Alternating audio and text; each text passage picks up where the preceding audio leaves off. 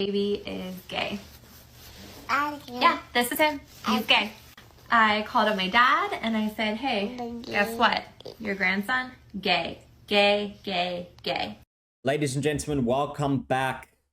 As you can see, we're going to be looking at this one here, right? So this is graphic. It is just the words which are graphic, because this is literally a pornography book which they allowed in a primary school library. Okay, so elementary school. Alachua or Alachua schools just voted to keep the pornographic book Melissa in their school library. The book teaches kids to hide their illicit browsing history from parents and aims to confuse kids about their gender. Kay Abbott was the sole dissenting voice on the board. We need more board members and parents like Kay to speak up and protect their freaking children. This is absolutely disgusting and worrying, and I mean, we keep rambling on about it. And the reason why I keep making these videos is because I want people to know what's actually going on, right? So you can actually go to your own school board and you can have a look into these things. Don't just trust the schools. Have a look, see what your kids might be reading. This is a freaking elementary school, right? So this 6-year-old, 7-year-old kids who'll be reading this stuff. And me even just listening to this lady reading about it, you go, how in the hell is this allowed at that age? I just keep making that correlation to they're like 6 years old. Let's have a listen. And now before we get into it as well, most of my viewers that actually do watch the videos are not subscribers. So the best way to help the channel, and if we have earned it, it'll mean a lot to subscribe and also like the videos you like. And like always, please comment, let me know what you think below. Let's get into this one here. Read you an excerpt from the book. She immersed her body in the warm water and tried not to think about what was between her legs, but it was there, bobbing in front of her. Hey, Rick, it looks like someone is finally starting to grow balls. This is in a library for kindergarten through 5th grade. Nothing makes her more uncomfortable than when boys talked about what was in her underpants. Now, do most kids in elementary school have conversations with boys about what's in their underpants? Wow. George had been reading websites about transitioning since Scott taught her how to clear the web browser history on Mom's computer. What she has between her legs was nobody's business but her and her boyfriend's. I would not want my child to go into a library and pick up that book and start reading that. That has no place in a library. I believe in parental rights. I'm going to tell you that I'm very offended by the way that Dr. Morrell has been treated, and so I'm going to vote not to keep in the library. And you know, I would not want my child, who's a 2nd grader, a 3rd grader, even a 4th grader, to be reading sexual passages in a library book. Yeah. This lady, yeah.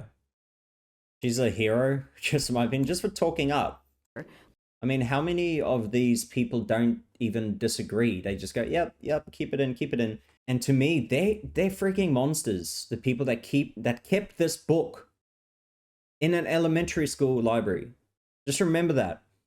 And the weirdest thing to me is they're talking about things in pants and people knowing about things in pants.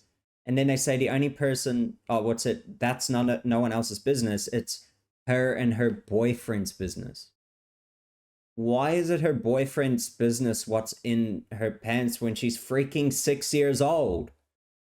Can anyone explain any of this sort of thinking to me, that this is just not correct and that this shouldn't be even shown to kids in any sort of way? And she also says, you know, I wouldn't want even a 4th grade, 5th grade kid to read this sort of stuff. I wouldn't want even anyone under the age of 18 to read about how they can kind of transition and everything. And people wonder why people dislike this trans movement so much. It's because of crap like this. Absolute crap. And it makes you not want your kids around them. You don't want to be around them. And that's the thing. If you're an adult, do what you want to do. Like I keep rambling on about is, if you're an adult, do what you want to do. Go get the sex change. Be whatever gender you want to be in your head. Doesn't mean I'm going to call you by your pronouns. But if you change your name to Carly and your original name was Carl, I will call you Carly. That doesn't bother me what your name is. You can legally change that. And this is where the people end up, right? This is where people end up. They think that there's some sort of bird. This is the new thing now. Hi, my name is Asa. I am a member of the DID system, and I'm also a bearded vulture therian. I have two questions. One is for other Therians, specifically bird Therians, and the other question is for other systems who have Therian system members.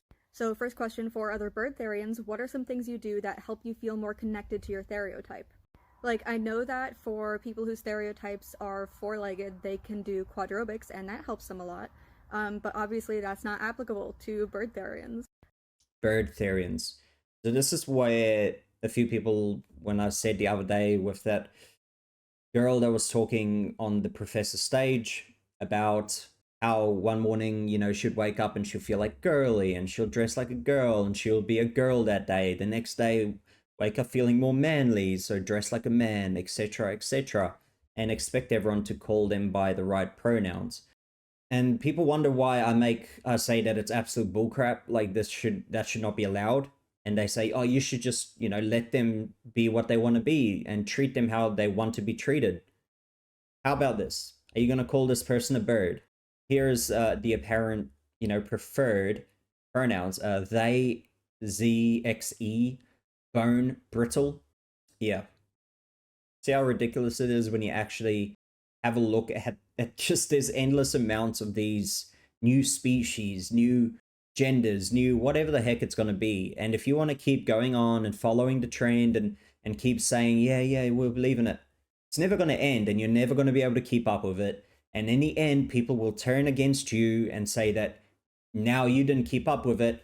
Who are you? Blah, blah, blah. Because one day you're going to maybe misgender someone and you're going to get cancelled. So how about you just stand your ground, believe what you believe in. And if people disagree with you, they disagree with you. That's the beauty of freedom of speech.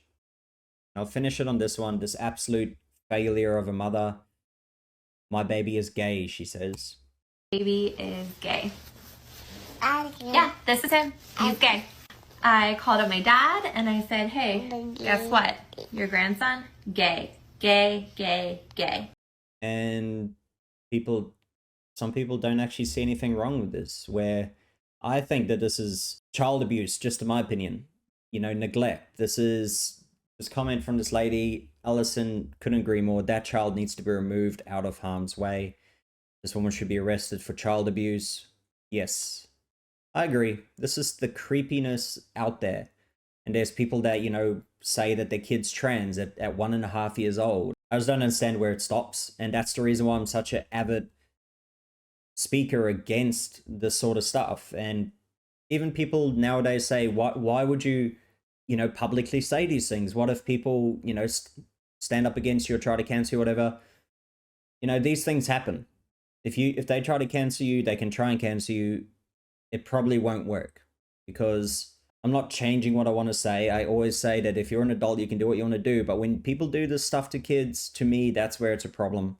A very, very big problem, because kids' minds are the most susceptible to these freaking freaks. That is just almost like a horror movie to me. People think horror creatures, you know, when you think of a horror movie, I love horror movies, by the way. But people think horror movies, it has to be like a Michael Myers or, you know, Freddy Krueger or a creature or something, you know, something scary looking. To me, it's these mothers like this, or, you know, parents that do these sorts of things to the most susceptible people. This is what's scary to me. That face, that I'm so happy that I'm forcing this on my kid. My kid is going to be gay. My kid's going to be trans, all this type of stuff. And it's disgusting, really. Well, end it on that one. Let me know what you think about this mother. Seriously, what do you think the penalty should be for people like this? Please let me know below in the comments.